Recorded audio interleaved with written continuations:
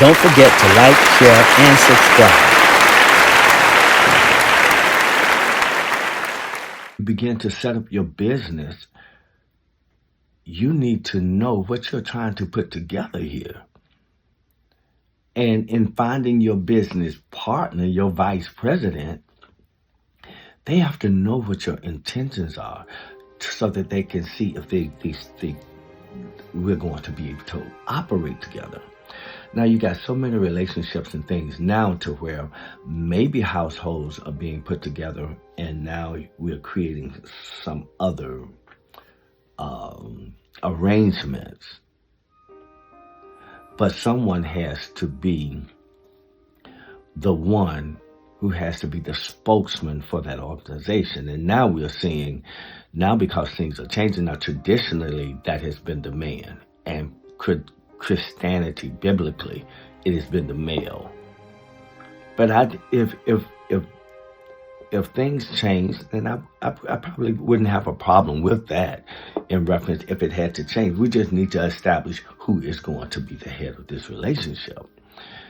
And as for me, because of my tradition and the way I've raised, and most men and most societies, it's just always been, as far as I know, and can go back and read and see, it's usually the male entity who is the spokesman. Okay, but we see a lot of things are changing. So, but as for me and my house, and now that we're seeing men becoming a lot less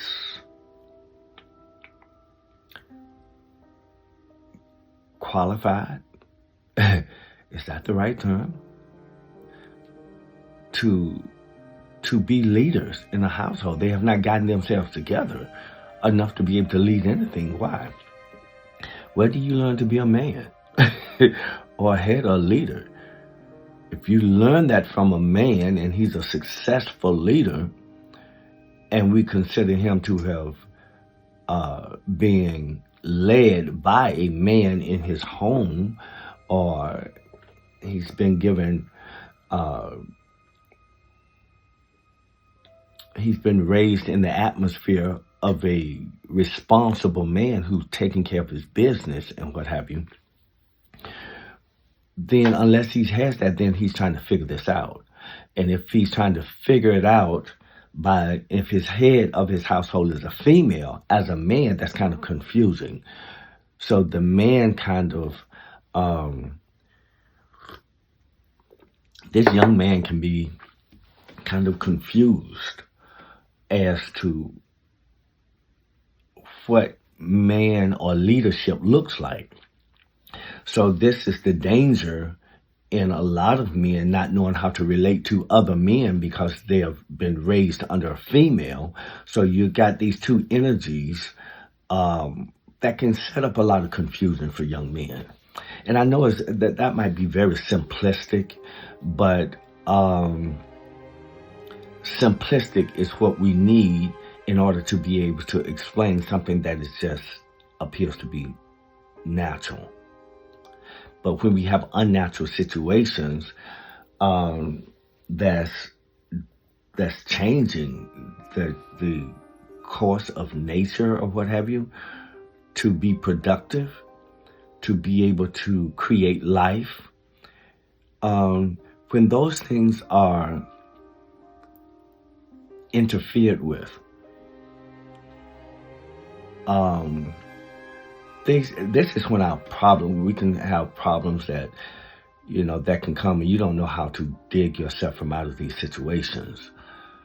And so, a lot of times I think this is the reason why we're having problems with relationships, marriages staying together and what have you.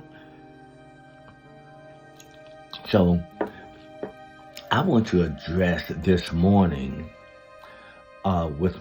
from my morning thoughts after I slept on some things, but at the same time, I have to get me some coffee or whatever to keep my thoughts flowing so that I can not so much make sense for me, so that I can find the right words to refer it and to teach and to give it to you. So this morning thoughts are all of the videos that I do. You know, I'm like, I'm retired. I don't want another job. It reminds me, you know, if I was having to really teach this in that type of a setting, classroom setting, then that means I gotta go to lesson plans. I gotta write down the notes. I gotta make diagrams. I've got to create a place of teaching, education for these students, and so that you can make sure that they get it. But hopefully, in some way, I might be able to communicate this in a few words, maybe. Now that's a feat for me, few words. Because as my kids would tell me, Dad, you go all the way down around and come back there, come back. And I have a reason for doing that, because I like for them to understand the bigger picture so that you can see what's going on here. And sometimes you're just trying to bring it all in so that you can break it down so that they can get it. But I'm a special education major. That's my second degree. My first degree is science. But my second degree has forced me to really try to break things down to where, as my brother would say, so the goats can get it. Now, don't take that metaphor all wrong to say, oh, he's calling, special ed students or whatever, because that's not what it means. It means that you're trying to break down a higher concept down to where the children can get it. They haven't had all of these experiences that we have in life, and so you can just say a couple of words and they get it because they're still learning. So it becomes wisdom. I recently had a little situation. My father is 97 years old, and he's beginning to fade. And those things that I've held so high, in my mind about him are beginning to fade. And it's like, oh my goodness, he was a wise man. He has to be, and to still be here, that he must have did something right. And he raised 8 children. And he was the youngest. He was not the youngest of 8, but right next to the youngest of 8 himself. And he's still here. Mom's been gone quite a bit of time, but my dad is still here. He's always been a very peaceful man. He's always been, to me, a man who thought about things before he spoke. And my dad would speak slowly because he didn't just throw something out of his mouth, without thinking about it. And that's what I would like to establish and be more of that.